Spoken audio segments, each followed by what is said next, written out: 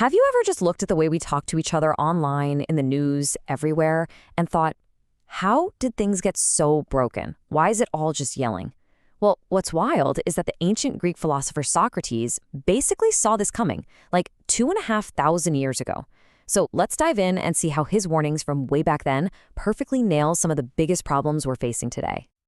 I mean, we've all seen this happen, right? You're scrolling and you see a debate about something that actually matters. The economy, science, something important. And you watch in real time as it just completely flies off the rails. Suddenly, it's not about the ideas anymore. It's about personal insults, digging up old posts. And before you know it, nobody even remembers what the original point was. And boom, that's where Socrates just hits you with it. He knew this move. He saw that when people can't win with facts or logic, when the search for truth gets too hard, they just switch to making noise. They start a different game, one based on spectacle, not substance. And man, does that feel familiar? So yeah, let's really dig into this idea, this Socratic prophecy for our times. We're going to look at how our society seems to be rewarding the performance of intelligence over actual intelligence, visibility over wisdom, and loud certainty over quiet curiosity, all the things Socrates warned us about. Okay, first things first, we need to get a key term straight. When we talk about the idiot in this Socratic way, we are not talking about someone's IQ. That's not it at all. The original Greek word idiotes was about a private citizen who was just completely clueless about public life, only caring about their own little bubble. For our purposes, think of it as a specific behavior. It's that person who's all performative confidence, who thinks being loud is the same as being right, and who cares way more about winning the fight than finding the truth. And this really breaks down the difference so clearly. Plato, who was Socrates' student, put it perfectly. The wise person, they speak because they actually have something to contribute. The fool, they talk because they feel like they have to say something, anything.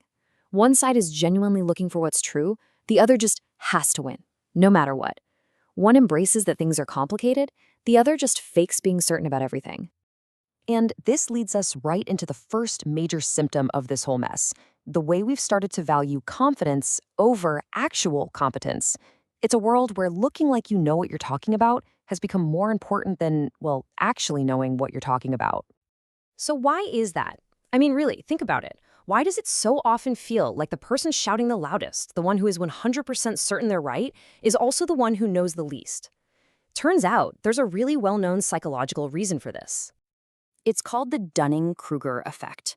It's this weird glitch in our brains, where people who have only a tiny bit of knowledge about something tend to be wildly overconfident about their own expertise. It's the guy who reads one article on astrophysics and suddenly thinks he's ready to debate Neil deGrasse Tyson. And here's the heart of the problem. When you know very little, you don't even have the tools to see how much you don't know. The landscape is flat to you. It's only when you start to gain real expertise that you can finally see how vast and complicated a subject is. And that's when a funny thing happens. You get more humble. And all of this has created this totally backward situation with credibility. Look, people have good reasons to be skeptical of institutions. Things like the 2008 financial crisis showed us that experts can be catastrophically wrong. But that healthy skepticism has warped into this false choice. Either you have to blindly trust the experts, or you have to dismiss expertise altogether. And in that kind of environment, sheer, raw confidence, no matter how unearned, becomes a huge advantage. The algorithms love it, and they push the most certain voices to the top, not the most correct ones. Okay, so that's the first piece. The next one builds right on top of it. The total victory of outrage over reason. And this isn't just some random bug in our culture. It's a core feature of how our modern world is designed to work. Welcome to the attention economy. See, all these platforms, media outlets, everyone, they're all in a brutal fight for the one thing there's not enough of: your attention, your engagement. And the most powerful, most reliable way to capture and hold your attention, it's outrage. Nothing works better. And you can see how this outrage machine works. It's a simple, brutal cycle. Step 1, someone makes a claim that's super emotional and probably pretty misleading. Step 2, the algorithms see people reacting and blast it out to everyone to maximize that sweet, sweet engagement.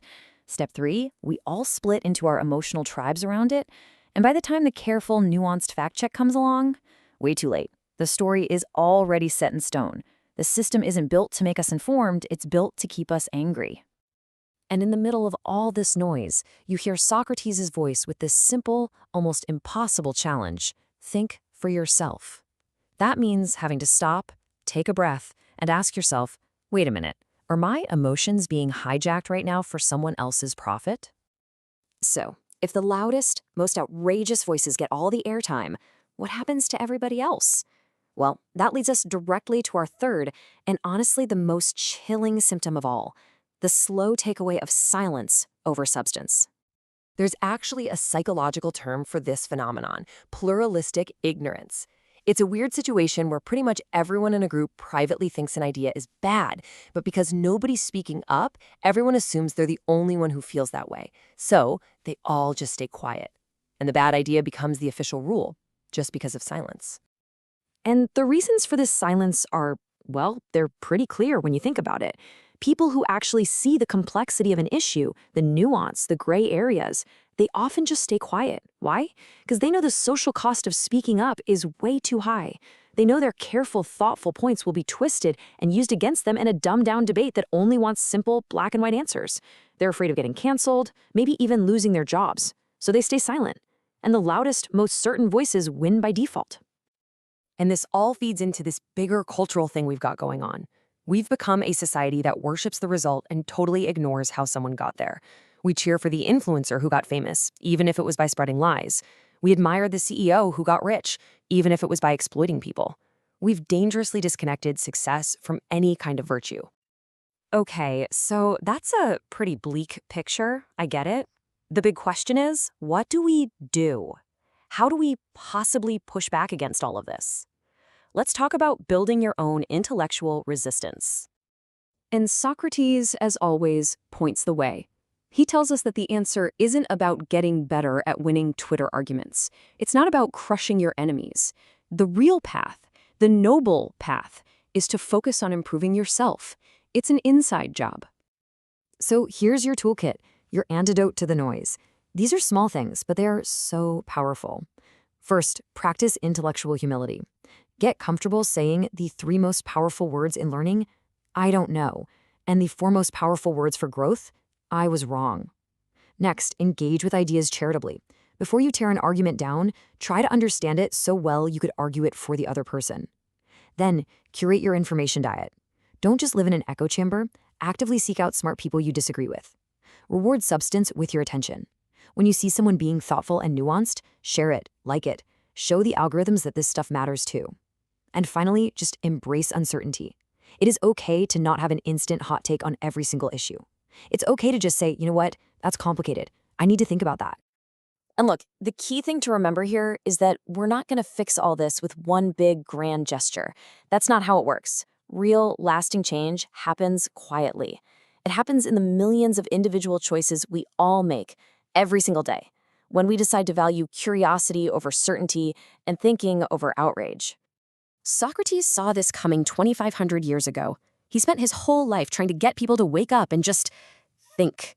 And his ideas are still here, not because they were easy, but because they are true.